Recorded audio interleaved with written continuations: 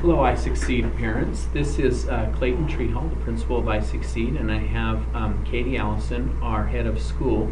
And the purpose of this video is to go over our Title I Targeted Assistance Program, and we just want to provide you with some information on this so you kind of know what is going on with Title I. First of all, start with definitions. What is Title I?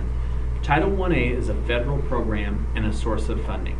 Eligible schools create a plan for their allocation, the state approves the plan, and the program is funded.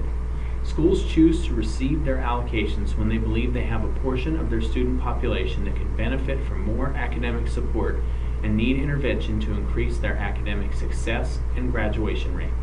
Title I funds must be used exclusively to support students meeting the criteria. This can include specific personnel, academic supports, services, professional development, etc. related to the additional support. There's quite a bit of documentation and planning needed to meet the grant requirements. Why do it? We want to help our students. Extra support helps. What is targeted versus school-wide program? A targeted program provides supports to students meeting the criteria. A school-wide program provides supports to all students. For 16-17, I Succeed is now a school-wide program. A school must do a targeted program first before implementing a school-wide program.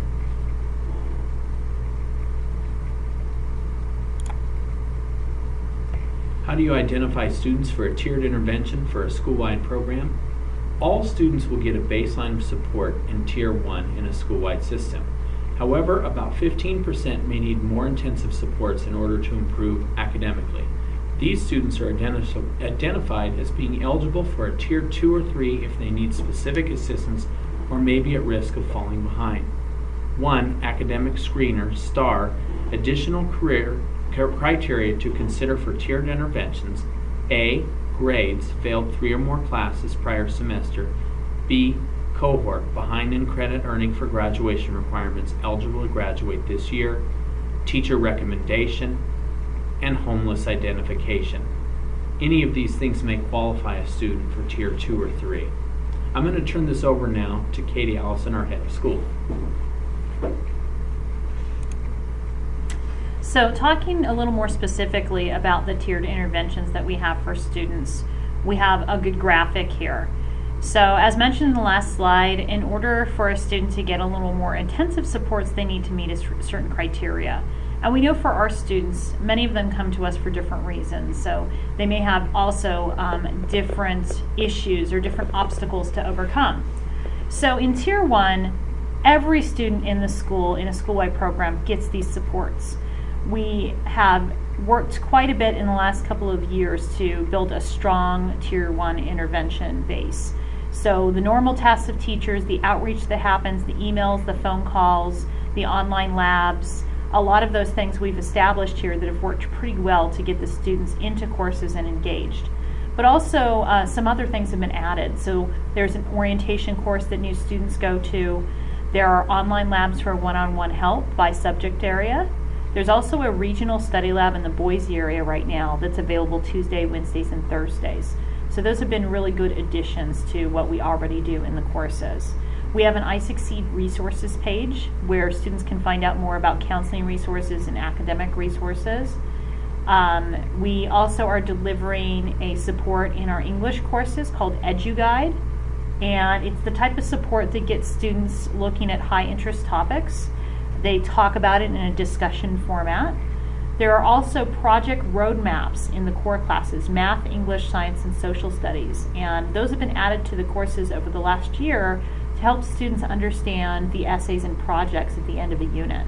Because the projects are worth the most amount of points in the courses, we decided this was a really good area for teachers to give more explanation and more support. When a student is struggling beyond everything that we're giving to the students in the normal Tier 1 base of supports, they would move into Tier or 2-3 based on that criteria. And when they get to Tier 2, that may look like, depending on what their need is, they may have more specific outreach from the teachers to get them to the online labs. There may be a referral to the study lab or online lab where they make an appointment. we may employ something called mastery gating, and what that is the students are able to go into the course, and the teachers may have them identified for a couple of areas where they might not be proficient. And when they're not proficient, they may get an alternative assignment, or they may get some one-on-one help to work on the assignment together. We will also have, for those students who reach a tier 2 level of support, we'll have some more advisory interventions to where the advisory teacher may try and come up with an academic catch-up plan, may give some specific advice on how to organize their time, whatever is needed by that particular student.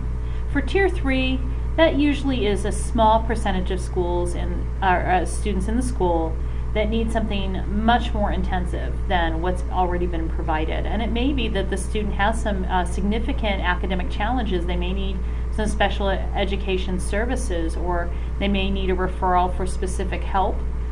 We've also talked about, for some students, maybe a home visit or a one-on-one lab in the region might be really good to provide those intensive supports.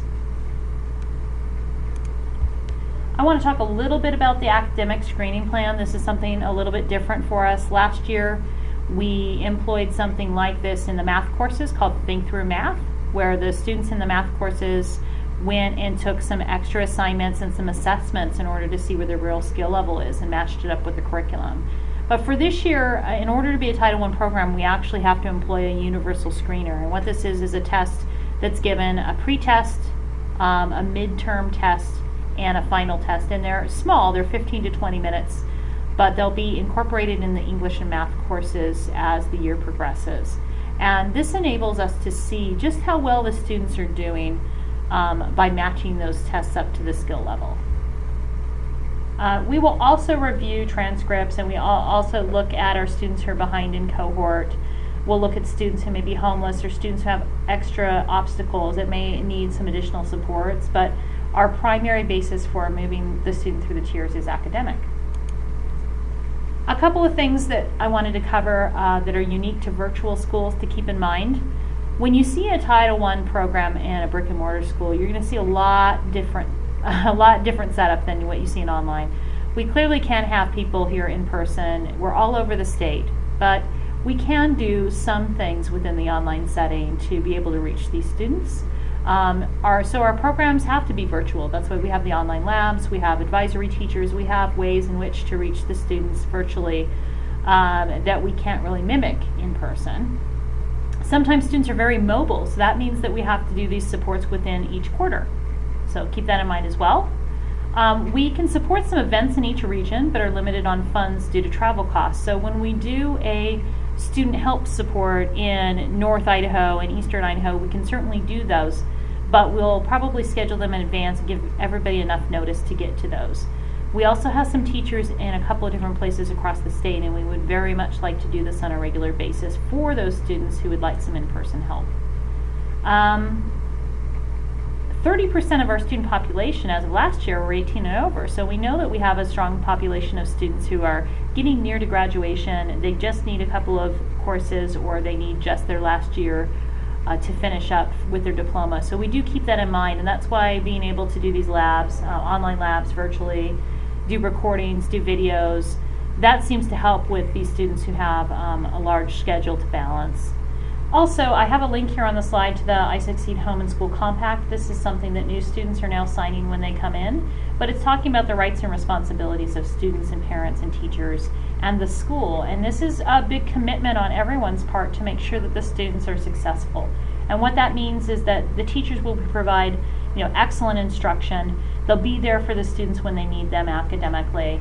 At the same turn, the students need to be responsive. They need to be answering emails. They need to be doing their role in that success. And for the parents, that means that perhaps they're supporting that and they're doing whatever they can to get the student engaged in the course as well.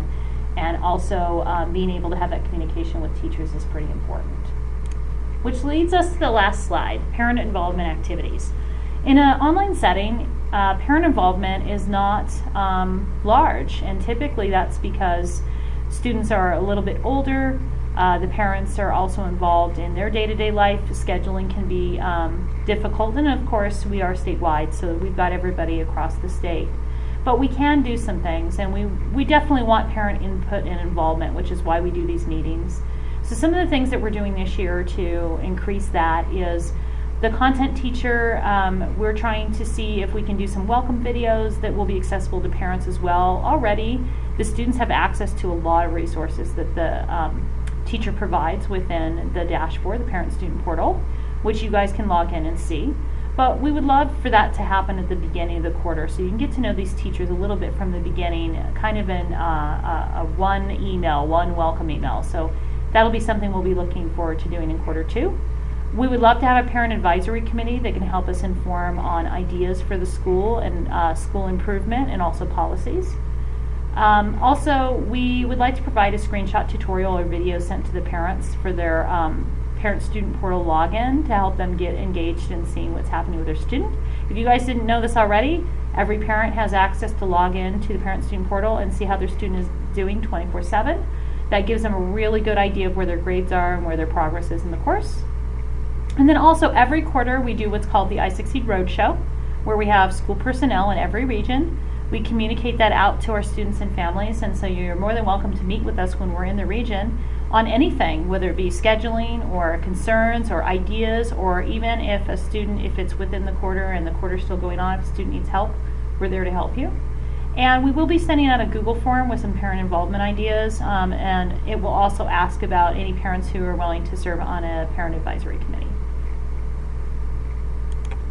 So at this time, this concludes our recording link. If you guys have any questions, please contact myself or Clayton. We're here to address any ideas or any questions that you have. Thank you.